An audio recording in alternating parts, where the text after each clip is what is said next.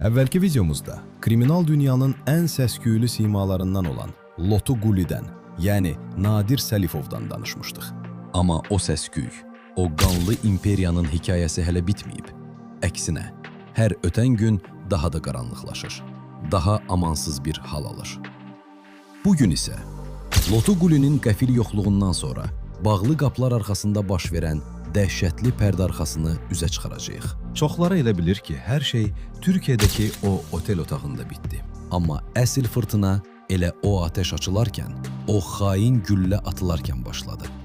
İndi hamını eyni amansız, cavabsız qalan sual düşündürür. Məhz Nadir Səlifovun qətlinin arxasındakı o əsl gizli əllər kimə məxsus idi?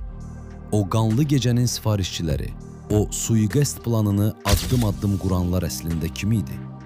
Bu sadəcə eşidilən bir şayiə, küçələrdə danışılan sıradan bir iddia deyil. Bu gecə yeraltı dünyasının tarixin gedişatını kökündən dəyişəcək. Bugünə qədər heç yerdə eşitmədiyiniz o gizli, şifrəli sübutları gözləriniz önünə sərəcəyik. Amma hər şey bununla bitmir. Gələn videomuzda isə heç kimin cəsarət edə bilmədiyi bir addım atacağıq.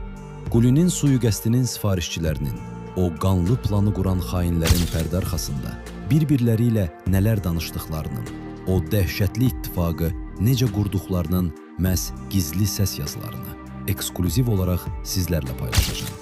O səslər eşidiləndə bir çox maskalar tamamilə yırtılacaq, sirlər ifşa olacaq. Hazır olun.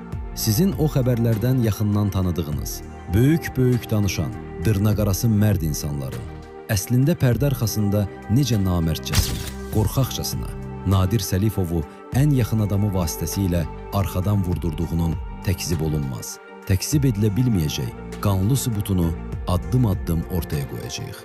Bu səs yazılarındakı hər cümlə, hər pıçıltı o namərdliyin qaranlıq xəritəsidir. Hər bir səs yazıları tarixləri ilə birgə sizlərə təqdim olunacaq. Nadir Səlifov sağlığında düşmənlərinə qan uddururdu. O sadəcə bir avtoritet deyil, qarşısında durulması qeyri-mümkün olan bir güc mərkəzi idi. Onun təkcə adı belə o qaranlıq, rütubətli küçələri, ən böyük kriminal qruplaşmaları titrətməyə, geri addım attırmağa bəs edirdi. Heç bir rəqibi onunla üz-üzə gəlməyə, açıq müharibəyə girməyə cəsarət edə bilmirdi. Məhz buna görə də o qorxaq addım atdılar. Çünki bilirdilər ki, Quli ayaqüstə olduğu müddətdə onlara bu dünyada rahatlıq yoxdur. Bəs indi ki Quli artıq yoxdur, onun qurduğu o böyük taxt boş mu qaldı? Yoxsa hər şey tam tərsinə döndü? İndi o qanlı sui-qəsdin iştirakçılarını bilən, o satqınları və düşmənləri bir-bir, gizlicə izləyən və bəzilərini ortadan qaldıran, o dəhşətli, amansız qisası tək-tək alan kimdir? Kölgələrin içindən hərəkət edən, hələ də Lotu Quliyə, onun adına və mirasına, son nəfəsinə qədər sadiq qalan o gizli, qorxulu, hər kəsin axtardığı müəmmalı şəxs əslində kimdir? Bu sualın cavabları yeraltı dünyasında bəzilərini gecələr rahat buraxmayacaq, bəzilərinin isə ölüm hökmünə çevriləcək. Qaranlıq otaqlarda pıçıldanan sirlər indi bir-bir açılır. Hər kəs sussun, indi sübutlar danışır.